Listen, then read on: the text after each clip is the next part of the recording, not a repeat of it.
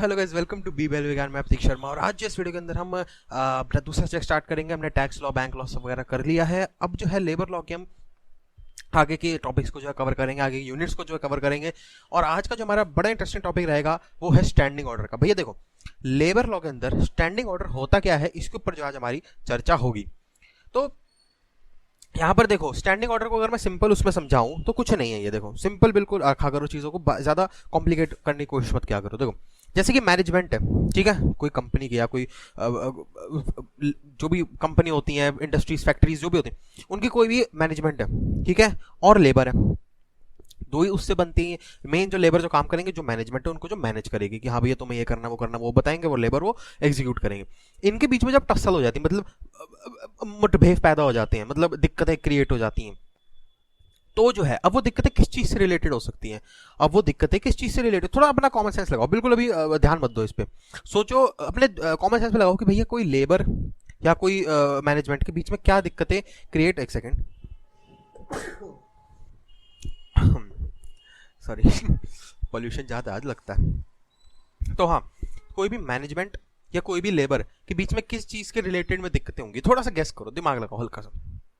भाई एम्प्लॉयमेंट से रिलेटेड, कि भैया मेरे एम्प्लॉयमेंट तूने ये ज़्यादा घंटे ले लिए, मेरे को ये पैसे नहीं दिए, मेरे को ये करा वो करा, नहीं हो सकती। तो रिलेटेड टू एम्प्लॉयमेंट जो टसल है वो क्रिएट हो गई है, मतलब classification of workman, holidays, shift, payment of wages, leaves, मुझे छुट्टियां कम दी तूने, मुझे पैसे कम दिए, मुझे तूने जो है शिफ्टें ज़्यादा ली, मेरे से टाइम ज़्यादा लिया, पैसे कम दिए, लेकिन 8 घंटे की जगह तूने 10 घंटे लिए, उसके एक्स्ट्रा पैसे नहीं दिए तूने। ये सारी चीज़ जो है टसल क्रिएट हो जाती है। अब इंडस्ट्रियल एम्प्लॉयमेंट के अंदर कंडीशन ऑफ सर्विस किस तरीके की हो सकती है, मतलब रिटर्न में हो सकती है, यूनिफॉर्मिटी में हो सकती है, इंडस्ट्रियल पीस के रिलेटेड हो सकती है, no change to detriment of labour, मतलब ये ऑब्जेक्टिव्स बोल सकते हैं स्टैंडिंग ऑर्डर के, कि ऑब्जेक्टिव क्या है कि भैया रिटर्न में हो, यूनिफॉर्मिटी में हो, इंडस्ट्रियल पीस हो, no change to detriment of the labour. अभी इसको आप ऐसे रखो, अब समझते हैं कि ये है क्या चीज़। अभी आपको समझ आ गया कि टसल हो गई है, इसको हमने सॉल्व करना है, इसी से रिलेशन में हमारा स्टैंडिंग ऑर्डर जो है कोई चीज़ होती है। अभी यूँ समझ लो इसको, ठीक है, टसल हो गई है दोनों के बीच में, किसके बीच में, मैनेजमेंट और लेबर के बीच में। चलो जी, इंडस्ट्रियल एम्प्लॉयमेंट स्टैंडिंग ऑर्डर 1946 क्या कह रहा है, applicable to whole of India. जी ये एक्ट जो है कि पूरे इंडिया में जो है एप्लीकेबल है, ठीक है जी, ये चीज़ तो हमें क्लियर हो गई है। Applicability act to industrial establishment, जो भी इंडस्ट्रियल एस्टेब्लिशमेंट इंडिया के अंदर उनके ऊपर एप्लीकेबल होगा। वेयर, जहां पर 100 या उससे ज्यादा वर्कर हैं जो वर्किंग में हैं, मतलब ये नहीं कि वर्कर छुट्टी पे बैठे हुए हैं, खाली है डोरमेंट वर्कर ना, वर्किंग वाले वर्कर 100 या उससे ज्यादा होने चाहिए, उस पर ये एक्ट एप्लीकेबल होगा। ऑन एनी डे और ड्यूरिंग द प्रीसीडिंग 12 मंथ, उसके ऊपर ही हो जाएगा, ठीक है जी।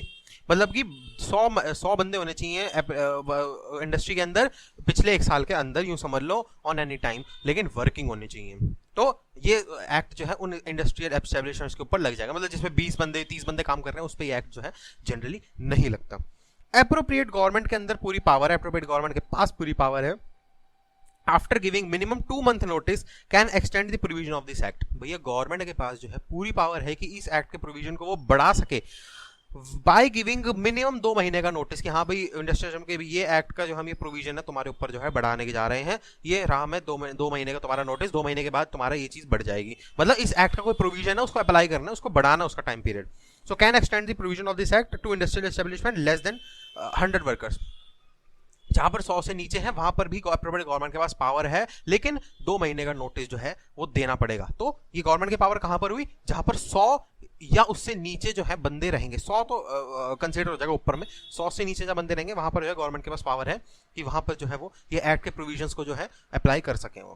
तो एप्रोप्रिएट गवर्नमेंट कौन कौन सी हो सकती है भैया, ये देख लेते हैं। Appropriate government establish under the control of central government, railway administration, major port जैसे माइन ऑयल फील्ड वगैरह हो गए, और ऑल अदर केसेस के अंदर स्टेट गवर्नमेंट, जैसे कि under control of state government. तो ये भी बटे हुए हैं, जैसे हमारी यूनियन लिस्ट, स्टेट लिस्ट होती है, तो उस हिसाब से अप्रोप्रिएट गवर्नमेंट भी हमारी बट गई है। तो जैसे कि जो भी कोई भी इंडस्ट्री है वो सेंट्रल गवर्नमेंट के अंडर आती है, तो ऑब्वियसली सेंट्रल गवर्नमेंट की हो जाएगी। या कोई भी मेजर जैसे पोर्ट, माइन हो गया, ऑयल फील्ड वाले काम हो गए बड़े बड़े, वो सेंट्रल गवर्नमेंट के अंदर आते हैं। तो बेसिकली जो काम या जो इंडस्ट्री सेंट्रल गवर्नमेंट के अंदर आती है उसको सेंट्रल गवर्नमेंट करेगी, और जो स्टेट गवर्नमेंट के अंदर उसको स्टेट गवर्नमेंट करेगी। सो एज पर दी प्रोविजन जो भी रहेगा एप्रोप्रिएट गवर्नमेंट भी हमारी बट जाएगी। तो अब डेफिनेशन देख लेते हैं एम्प्लॉयर का क्या मतलब होता है। एम्प्लॉयर होता है कोई भी मैनेजर, कोई भी एचओडी, मतलब हेड ऑफ द डिपार्टमेंट, जो कि for government appointed by the government, government के थ्रू अपॉइंट होगा। पर्सन रिस्पॉन्सिबल फॉर सुपरविजन और कंट्रोल फॉर नॉन गवर्नमेंट, जो नॉन गवर्नमेंट बंदा भी होता है जो सिर्फ सुपरविजन और कंट्रोल के लिए होता है। वो सारे जो हमारी डेफिनेशन में आ जाएंगे किसके, एम्प्लॉयर के। Employer has the liability to fulfil the provision of this act. तो employer basically human resource department जो होता है एचआरडी, क्या है वो भैया, कुछ भी नहीं है। जो एम्प्लॉय करेंगे बंदे वही तो एम्प्लॉयर होता है। एम्प्लॉयर का मतलब क्या होता है, जो बंदे एम्प्लॉय करेंगे कंपनी के लिए, इंडस्ट्री के लिए, ठीक है। इंडस्ट्रियल एस्टेब्लिशमेंट क्या होता है भैया, फिर इंडस्ट्रियल एस्टेब्लिशमेंट होता है as per the payment of wages act. Factory, railway, establishment किसी भी तरीके की हो सकती है, फैक्ट्री हो सकती है, रेलवे हो सकती है, या फिर which employs workers for fulfilling the contract of the owner. तो कोई भी ऐसी एस्टेब्लिशमेंट है जो वर्कर को एम्प्लॉय कर रही है, वर्कर को भाड़े पे ले रही है, भाड़े मतलब उस पे ले रही है, कुछ पर्टिकुलर टाइम के लिए ले रही हो या वैसे पूरी ले रही हो, भैया ये जो है हमारा कुछ कॉन्ट्रैक्ट है, ये तुमने पूरा करना है। अब भैया रेलवे बिछानी है, रेल के पटरियां, आ जा भाई, एस्टेब्लिशमेंट की कैटेगरी में आ जाएगी। वर्कर कौन होता है, वर्कर होता है as per the industrial dispute act 1947, उसके हिसाब से जो भी वर्कर की डेफिनेशन वहां पर है वहां पूरी इंक्लूड हो जाएगी। अब देखते हैं स्टैंडिंग ऑर्डर का मतलब कहते हैं। देर से हमने पूरी चीजें पढ़ तो ली, लेकिन अभी भी हमें थोड़ी थोड़ी चीजें क्लियर हुई है कि हाँ भाई टसल हो गई, दोनों के बीच में लड़ाइयाँ हो गई, ये उसके रिलेशन में स्टैंडिंग ऑर्डर बनते हैं, या फिर जो है एस्टेब्लिश एम्प्लॉयर क्या होता है जो एम्प्लॉय कर रहा है। इंडस्ट्री क्या होती है, कोई भी कोई वर्कर को एम्प्लॉय कर रही है किसी काम के लिए, कोई कॉन्ट्रैक्ट को पूरा करने के लिए, वो हो जाएगी इंडस्ट्री। या फिर वर्कर कौन होता है भाई, जो एम्प्लॉय हो रहा है as per the industrial dispute. कौन सा एक्ट था, इंडस्ट्रियल डिस्प्यूट एक्ट 1947, तो उसके हिसाब से वर्कर आ गया।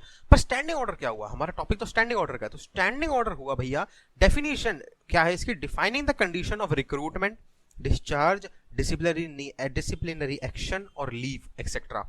और भी कई सारे पॉइंट है, आप अपनी किताब में देख सकते हैं। तो स्टैंडिंग ऑर्डर एक तरीके से समझ लो एक पेपर है या एक किताब सी है छोटी सी, जिसके अंदर हमारे रिक्रूटमेंट की कंडीशंस लिखी हुई हैं, हमारे डिस्चार्ज की कंडीशंस लिखी हुई हैं, हमारी डिसिप्लिनरी एक्शन की कंडीशंस लिखी हुई हैं, और छुट्टियों के रिलेशन में, लीव के रिलेशन में जो है चीजें जो है लिखी हुई हैं। तो which minimising the friction between management and workers. तो स्टैंडिंग ऑर्डर एक ऐसा कागज का पन्ना समझ लो आप, एक छोटी सी किताब समझ लो, जिसके अंदर ये सारी चीजों के रिलेशन में लिखा होता है कि रिक्रूटमेंट कैसी होगी, कैसे कैसे छुट्टियां दी जाएंगी, कैसे कैसे हॉलीडेज मिलेंगी, कैसे कैसे जो है डिसिप्लिनरी एक्शन होगा, कोई वर्कर गड़बड़ करता है तो उसको कैसे पनिशमेंट मिले, ये सारी चीजें जो है लिखी हुई हैं। और ये जो है क्या हेल्प करती है, minimising the friction between management and worker. तो मैनेजमेंट और वर्कर के बीच में जो है जो टसल क्रिएट होती है, इसको जो है कम करती है ये स्टैंडिंग ऑर्डर। ऑब्वियसली यार देखो, अब कोई भी जैसे वर्कर किसी कंपनी में जाएगा अप्लाई करने, पहले देख लेगा अच्छा भैया स्टैंडिंग ऑर्डर ये है हमारा, ऐसे रिक्रूटमेंट हो गया, अच्छा अगर मैं ये कर दूंगा तो ये उसकी अच्छा अच्छा अच्छा, वर्कर को भी चीजें क्लियर, कंपनी ने भी क्लियर कर दी सारी चीजें,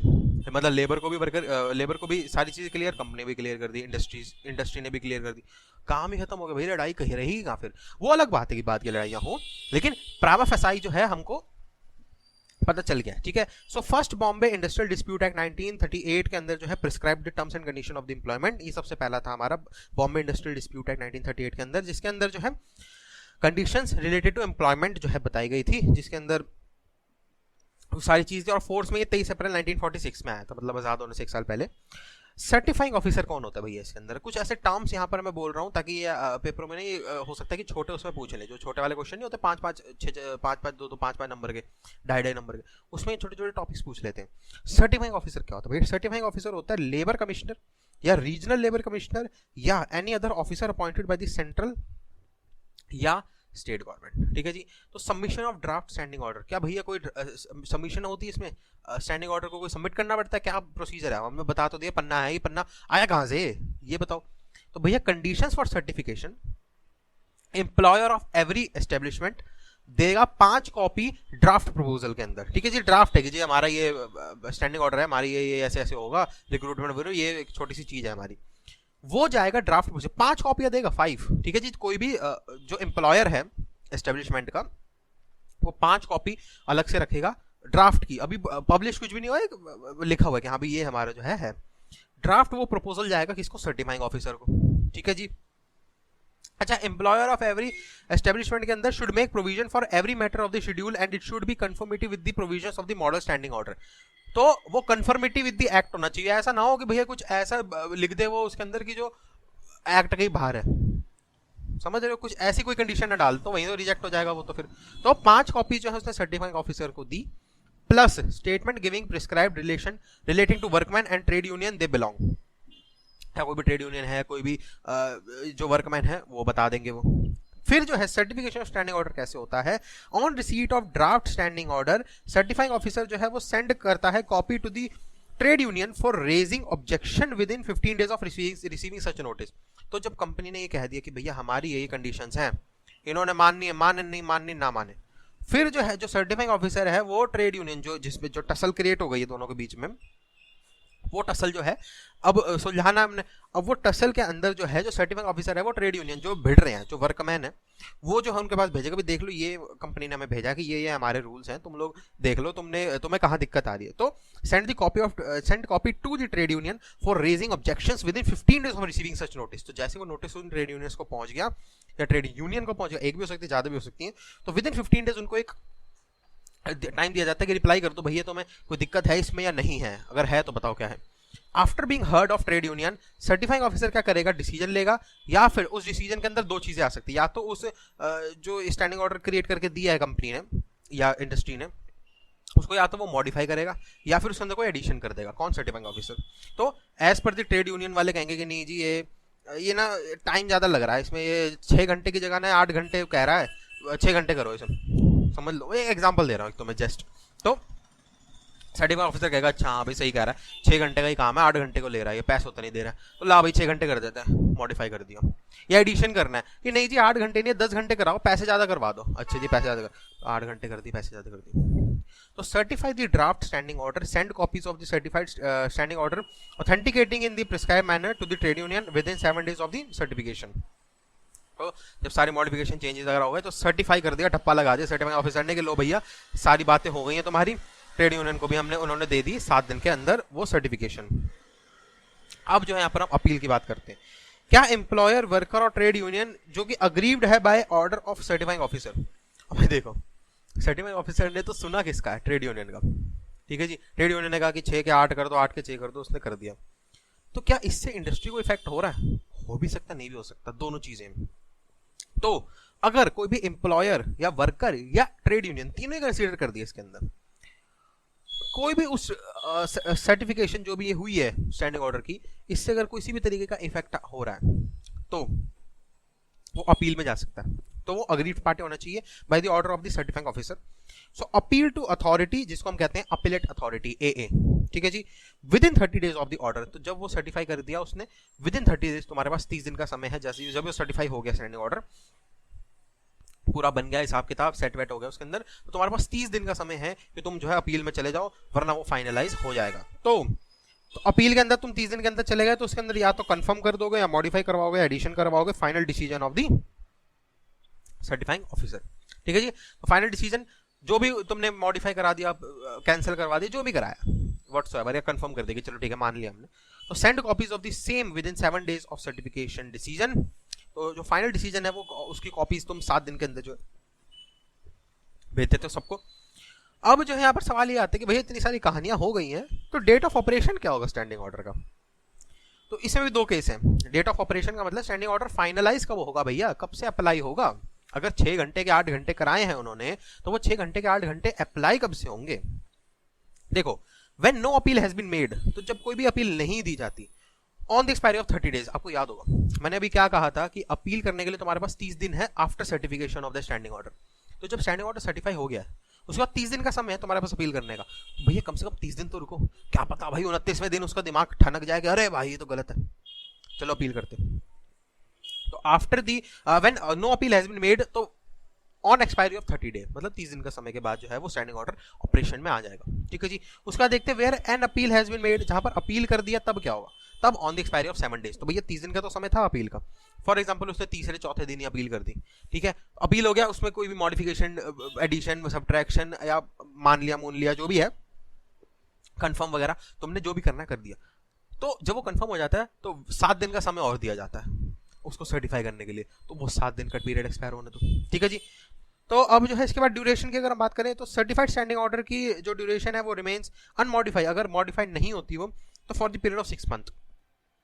तो जो सर्टिफाइड स्टैंडिंग ऑर्डर है अगर कोई भी मॉडिफिकेशन उसमें नहीं होती है तो उस स्टैंडिंग ऑर्डर की ड्यूरेशन 6 महीने की होती है, मतलब कि 6 महीने तक जो है वो चीज लागू रहेगी।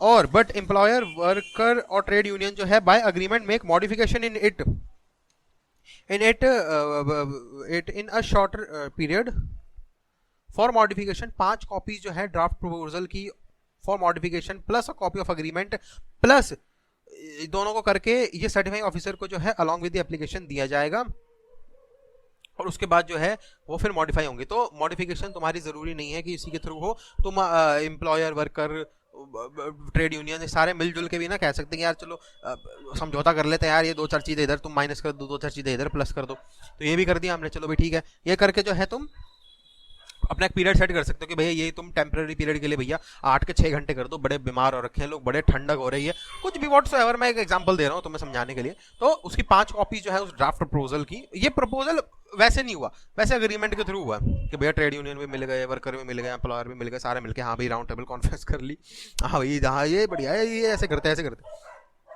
वो करके plus a copy of agreement, जो भी अग्रीमेंट हुआ है भाई रिटर्न है और ओरल तो नहीं रिटर्न ही, तो वो जो है उसके एक एप्लीकेशन अग्रीमेंट के साथ के साइन वाइन के साथ जो है उसके साथ अटैच कर देंगे टू किसको, सर्टिफाइंग ऑफिसर को, और वो जो है कर देगा टेम्पररी पीरियड के लिए।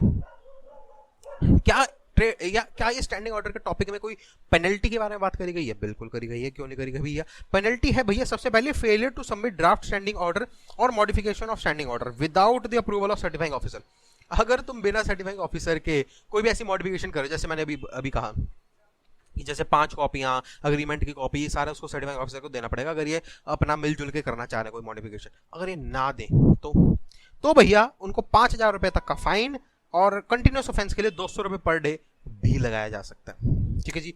सो contravention of standing order finally certified, कोई भी स्टैंडिंग ऑर्डर सर्टिफाई कर दिया, फाइनल हो चुका है बिल्कुल, कोई अपील सब, कोई डेट है, सब निकल गई है, पूरा टोटल फाइनल हो चुका है, फिर भी तुम उसको नहीं मान रहे, फिर उस केस के अंदर तुम्हें 100 रुपए का फाइन या कंटिन्यूस ऑफेंस के लिए 25 रुपए पर डे का फाइन भी लगाया जा सकता है। तो जी ये था हमारा स्टैंडिंग ऑर्डर का टॉपिक, किसके अंदर भैया, ये था हमारा लेबर लॉ। तो जो सो रहे थे उनको बता दें कि हम लेबर लॉ पढ़ रहे थे और काफ़ी जो है बड़ा टॉपिक था ये, और ऑब्वियसली 20 मिनट का टॉपिक छोटा नहीं होता है। तो समझ आ गया आपको क्या स्टैंडिंग ऑर्डर कुछ नहीं होते, एक समझ लो किताब का पन्ना या कुछ भी कह लो उसे, तुम जैसे तुम उसे समझना चाहो। टसल हो जाती है इनके बीच में, एम्प्लॉयर के बीच में जो और वर्कर के बीच में, अब उनको सुलझाना है बस, हमने कुछ समझौता करवाने के भैया 2 चीज़ें तू कह ले, 2 चीज़ें तू कह ले, चल भाई मान ले ऐसे। तो यही चीज़ है, एप्लीकेबिलिटी पूरे इंडिया में है, एप्रोप्रिएट गवर्नमेंट के पास यहाँ पर पावर्स हैं। उसके बाद डेफिनेशन हमने पढ़ ली थी, एम्प्लॉयर कौन होता है, इंडस्ट्रियल एस्टेब्लिशमेंट कौन होता है और वर्कर कौन होता है। तो ये चीज़ हो गया। स्टैंडिंग ऑर्डर में रिक्रूटमेंट के रिलेटेड डिसिप्लिनरी एक्शन, ये सारी चीज़ों के अंदर हो सकता है। सर्टिफाइंग ऑफिसर कोई भी लेबर कमिश्नर हो सकता है, रीजनल लेबर कमिश्नर हो सकता है, या फिर कोई भी ऐसा ऑफिसर जो गवर्नमेंट के थ्रू अपॉइंट हुआ हो, सेंट्रल गवर्नमेंट स्टेट गवर्नमेंट के थ्रू, सीजी और एसजी के थ्रू हुआ हो अपॉइंट। अब सबमिशन का भाई सबमिशन करना बिल्कुल करना, 5 कॉपीज जो है, देखो आपको एक ट्रिक बताऊं, हर जगह पर 5 कॉपीज भेजनी है तुमने और कुछ नहीं, कुछ भी अगर तुम बना भी रहे हो बिल्कुल स्टैंडिंग ऑर्डर स्टार्टिंग से भी कर रहे हो तो भी 5 कॉपी भेजनी है, मिलजुल के मॉडिफिकेशन भी कराना चाहते हो तो भी 5 कॉपी भेजनी है। तो 5 कॉपी अपने दिमाग में याद कर रखो, ठीक है जी। तो वो होना चाहिए। उसके बाद जो है सर्टिफाइंग ऑफिसर ट्रेड यूनियन को भेजेगा, भाई तुम बता दो क्या चाहते हो, 15 दिन का समय तो मैं दे देता हूँ। उसने कह दिया भाई ये 6 के 8 कर दो, 8 के 6 कर दो, कुछ भी कर दो, कुछ भी एग्जाम्पल लेके समझ लो इसे, फिर वो मान लेता है। फिर भैया अगर कोई भी अपील में तुमने जाना है तो ए के पास चलाओ। ए कौन है, अपीलेट अथॉरिटी, बड़ा आसान हो गया। तो अपीलेट अथॉरिटी के अंदर तुम 30 दिन के अंदर जा सकते हो after the final certification of the standing order. उसके बाद फाइनल डिसीजन के अंदर ऑपरेशन, डेट ऑफ ऑपरेशन क्या है इसकी, कुछ भी नहीं है भैया, अगर कोई भी अपील नहीं डली है with in after expiring of 30 days, क्योंकि 30 दिन का अपील का पीरियड है, और अगर कोई अपील डल गई है तो भैया ऑन एक्सपायरी ऑफ 7 डे, ठीक है जी। उसके बाद ड्यूरेशन क्या हो सकती है भैया, 6 महीने के इसके अंदर ड्यूरेशन होती है अगर अनमॉडिफाइड है, और अगर मॉडिफाई करा रहे हो तो उस मॉडिफिकेशन में लिखा होगा कि भैया इतने टाइम के लिए हम करवाना चाह रहे हैं, वो ले भाई सर्टिफाइड ऑफिसर को 5 कॉपीज में भेज दिया, कर दो। पेनल्टीज हैं, बिल्कुल है जी, अगर तुम बिना सर्टिफाइंग ऑफिसर की कुछ भी हरकतें करने की कोशिश करते हो 5,000 रुपये तक का फाइन और 200 रुपये पर डे लग सकता है फॉर कंटिन्यूस ऑफेंस। मतलब 5,000 के बाद भी तुम कंटिन्यू करे जा रहे हो, साला आई नहीं रहे, सुन ही नहीं रहे। उसके बाद contravention of standing order finally certified, उसके अंदर अगर कोई फाइनली सर्टिफाइड स्टैंडिंग ऑर्डर उसको तुम नहीं मान रहे तो 100 रुपये का फाइन, या कंटिन्यूस ऑफेंस के लिए 25 रुपये पर डे का जो है फाइन जो है वो लग सकता है। तो ये था जी हमारा लेबर लॉ स्टैंडिंग ऑर्डर, एक ही वीडियो के अंदर इतना बड़ा टॉपिक कवर। तो जी यही था इस वीडियो के अंदर, इस वीडियो को मैं यहीं पर खत्म करता हूँ, ठीक है। और आज के लिए इतना ही रखते हैं, बाकी आगे सब्जेक्ट्स को आगे देखेंगे। चलो जी यही था इस वीडियो के अंदर। आपको वीडियो अच्छी लगी लाइक करी, वीडियो अच्छी नहीं लगी डिसलाइक करी, दिक्कत नहीं, लेकिन एक रीजन बता दीजिएगा कि क्यों आपने डिसलाइक करा है, ताकि मैं उसको अपनी इंप्रूवमेंट लिस्ट में डाल सकूँ। कमेंट सेक्शन यूट्यूब ने आप लोगों के लिए दिया हुआ है, अगर आपको भी क्वेश्चन, क्वेरी, डाउट, सजेशन है बेधड़क वहाँ पर जाके कमेंट जो है आप लोग करिए, और डिस्क्रिप्शन खोल के भाई देख लीजिए, वहाँ पर सारे कॉन्टैक्ट लिंक्स आपको मिल जाएंगे। इंस्टाग्राम का भी लिंक है वहाँ पर, और कॉल मी फॉर ऐप का भी लिंक है। कॉल मी फॉर ऐप क्या है भैया, अगर आपको मेरे से कॉल पे बात करनी है, मेरे से डायरेक्ट बात करनी है, लाइव रिकॉर्डिंग नहीं होगी वो, लाइव, तो आप मेरे से आके बात कर सकते हो उस ऐप के थ्रू। उस ऐप को इंस्टॉल करिए, वहाँ पर BBL बिगान या प्रतीक शर्मा सर्च कर लीजिए, वहाँ पर सीधा मेरे से कॉल पे आकर जो है बात कर सकते हैं। और वीडियो अच्छी लगी होगी ऑब्वियसली यार जितना विश्वास है। और सब्सक्राइब अगर नहीं करें करके जाइए, अगर करा हुआ तो भैया आपसे बढ़िया बंदा कोई है ही नहीं। और सब्सक्राइब के बाद साथ में एक बेल आइकन है, उसको क्लिक करके ऑल पे कर दीजिएगा, ताकि सारे नोटिफिकेशन आपके पास पहुंच जाए जैसे ही मैं कोई भी वीडियो अपलोड करता हूँ वैसे ही, ताकि आप कोई भी एक इंपॉर्टेंट सब्जेक्ट को मिस ना कर दें। चलो जी, यही था इस वीडियो के अंदर। Thanks for watching to BBL बिगान, Prateek Sharma signing out, bye bye. Corona से बच के, कोरोना अभी तक नहीं गया, ये साला कब जाएगा यार। चलो